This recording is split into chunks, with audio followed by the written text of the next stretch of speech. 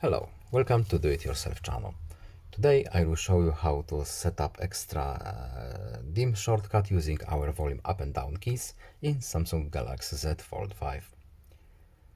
To set up this shortcut we have to go to settings, of course, then we are looking for accessibility options, and in advanced settings menu we have volume up and down buttons. Right now, as you can see, we have high contrast fonts, but we want our extra dim function under this shortcut. So let's see if it works. Volume up and volume down pressed for 3 seconds. So start. Yes, it's working.